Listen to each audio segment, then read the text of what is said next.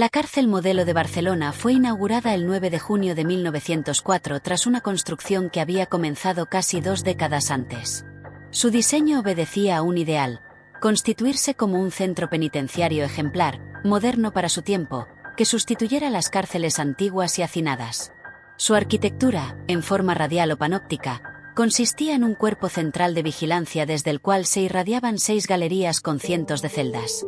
Así, desde sus inicios, la modelo proyectaba un poder escolarizador corrigente: aislar, vigilar, encerrar para reformar. Pero la historia iba a convertirla en mucho más: símbolo de represión, escenario de excesos, espacio de memoria.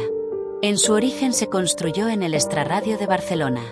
Con el paso del tiempo, la ciudad creció, el barrio envolvió la prisión, y la simultaneidad de cárcel dentro de un tejido urbano densamente poblado fue tornándose conflictiva.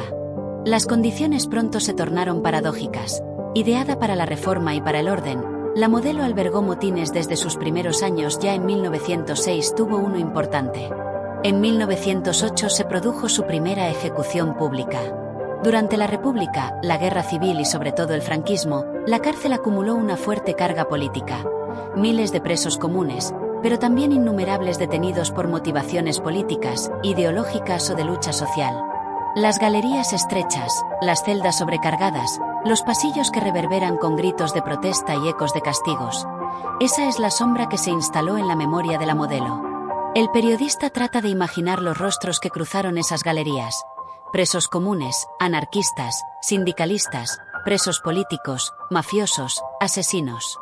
En sus muros se escribieron historias de claustro, de aislamiento, de vigilancia permanente.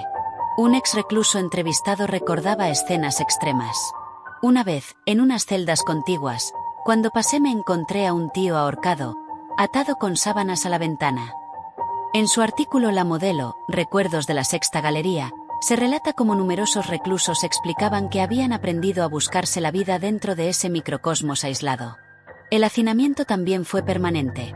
Galerías, celdas diseñadas para 1 o 2, llegaron a albergar varios internos. Los castigos, la vigilancia asfixiante, propia del modelo panóptico, y la mezcla, en un solo espacio, de delincuencia común, disidencia política y violencia institucional, hicieron de la modelo un lugar que ofrecía múltiples lecturas: cárcel contemporánea, máquina de poder, fábrica de sufrimiento, antítesis de la pretensión original de centro correccional modelo.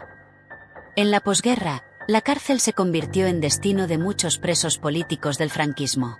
En 1984, el asesinato del gánster francés Raymond Baccarici por un francotirador desde fuera de la prisión ilustró el carácter extremo que algunas dinámicas adquirieron en este centro. En su cierre definitivo, el 8 de junio de 2017, se hizo un hito. Ese día se desplazaron los últimos presos y la prisión cerró su ciclo operativo. En tiempos recientes, la recuperación de un mural pintado por el preso artista Helios Gómez en 1950, la llamada Capilla Gitana, en la celda número 1 de la Cuarta Galería, ha puesto en valor la memoria silenciada del lugar. Tras su clausura como prisión activa, el edificio y sus alrededores han sido objeto de debate, proyecto y resignificación. El Ayuntamiento de Barcelona plantea convertir el recinto en un polo de equipamientos y un parque urbano para el año 2026. El reto: convertir un espacio cuya función fue represión en un espacio público, de memoria, de ciudad, de convivencia. El dilema es grande: ¿cómo preservar la historia incómoda sin glorificarla? ¿Cómo hacer de la modelo un lugar de advertencia, de reflexión, de diálogo? Algunos textos académicos lo expresan así: la modelo dejó de ocupar su lugar como lugar de reclusión para convertirse en lugar de cultura y participación. Este centro penitenciario encarna varias dimensiones claves. Como símbolo urbano, su presencia en pleno Eixample de Barcelona lo hace visible, incómodo, inserto en la urbe. Como registro histórico, sus muros guardan huellas del anarquismo, del franquismo, de la delincuencia, de la política, de la violencia institucional. Como espacio de memoria, la recuperación de obras, testimonios y recorridos guiados contribuyen a que no se olvide lo que allí pasó. Como escenario de transformación, su conversión futura en equipamiento y parque plantea la pregunta sobre cómo gestionar lugares de carga negativa en la ciudad. El periodista que pisa sus pasillos vacíos siente el eco de las voces que ya no están, el ruido de las llaves que giraban, los pasos que marcaban el castigo. La arquitectura misma, esa torre central, Esas galerías radiales ofrecen una metáfora poderosa: vigilancia, control, soledad, disciplina. ¿Cómo se articula la memoria de los presos políticos frente a la memoria de los comunes en un mismo recinto? ¿Cuál es el lugar que debe ocupar una prisión histórica en la ciudad de hoy? ¿Museo? ¿Memorial? ¿Parque? ¿Todo a la vez? ¿Qué hacer con los relatos silenciados de abuso, violencia, castigo? ¿Cómo recogerlos sin sensacionalismo, sin ocultamiento? ¿Qué lecciones urbanísticas desprende este edificio para las cárceles del futuro y para la ciudad que lo acoge? Dani, el Rojo, toxicómano y recluso en los 80. En un artículo que recoge su paso por la Modelo entre 1981 a 1983, luego 1984 a 1989 y otro periodo de 1991 a 1993, se narra su experiencia brutal. Era una época muy mala. Casi todos los internos éramos toxicómanos y casi todos teníamos el VIH. Él mismo lo declara. Explica la fácil entrada de droga. Desde fuera los amigos nos tiraban bolas. Ahí entraba de todo: heroína, chocolate, cuchillos. Relata que vivió tiempos con 4 y 5 muertos por peleas entre presos. Este testimonio muestra la dimensión de violencia, adicción, contagio y supervivencia dentro de la prisión durante esa época. Testigo anónimo de la Sexta Galería. En otro testimonio recogido por El Diario, un interno anónimo de la Sexta Galería, una de las más duras, relata: lo importante no es lo que un tío haya hecho. Lo importante es su comportamiento en la galería. Que se pueda convivir con él. Comentario sobre la escala de privilegio. Quien tiene dinero lo consigue todo. Comer bien, beber alcohol, conseguir drogas. Sobre la supervivencia. Cuando entré aquí me parecía absolutamente imposible sobrevivir 30 días. Después, más o menos, te endureces. Este testimonio revela el código interno de la prisión: jerarquías, economía informal, violencia latente, y una adaptación por parte del interno a un entorno hostil. Testimonios de mujeres y memoria política.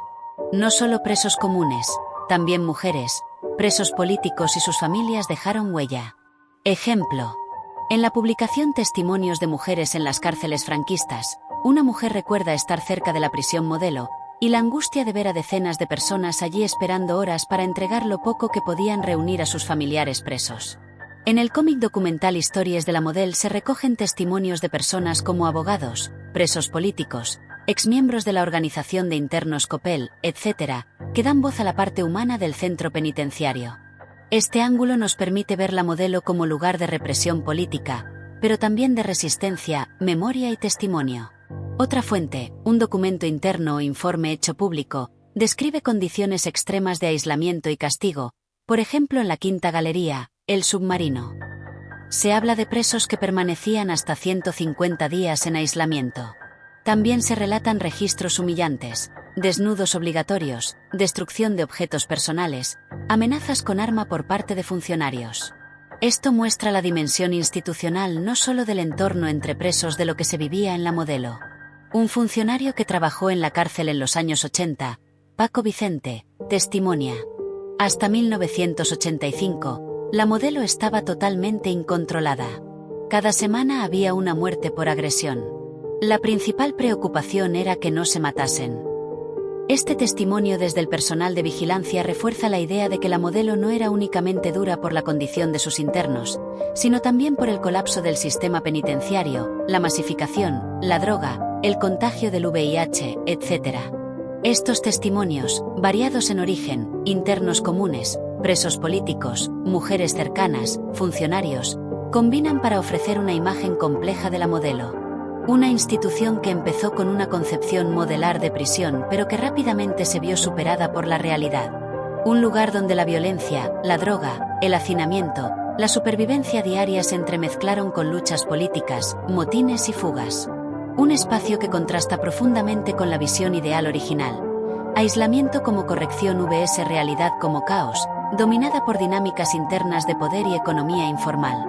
Cuando el 8 de junio de 2017 el portón metálico de la cárcel Modelo se cerró por última vez, un silencio espeso recorrió las 6 galerías vacías. Esa tarde, los últimos internos fueron trasladados y los funcionarios abandonaron sus puestos. La torre central, ese corazón vigilante de la prisión, quedó sola, con su ojo ciego mirando los pasillos radiales donde antes se movían miles de cuerpos, de voces, de historias. Barcelona cerraba así 113 años de encierro, represión y resistencia. La Modelo no era solo una cárcel, era una ciudad dentro de otra ciudad. En sus muros se mezclaron la delincuencia común, el anarquismo, el antifranquismo, la marginación y el dolor de varias generaciones. Por sus celdas pasaron los condenados del régimen franquista, los jóvenes rebeldes de los 70, los toxicómanos de los 80, los presos de la transición. La cárcel fue espejo del país. Cada época dejó allí su marca, sus miserias, su manera de castigar. Con el paso del tiempo, lo que nació como Cárcel Modelo, un proyecto de modernidad, higiene y reforma social, se transformó en símbolo del fracaso del sistema penitenciario español. Las promesas de reinserción se disolvieron en el hacinamiento, la droga, la violencia y la indiferencia política. Los testimonios de sus internos, de sus guardianes y de las familias que esperaban horas en la calle Entenca son hoy piezas de una memoria colectiva que la ciudad intenta rescatar sin caer en la nostalgia.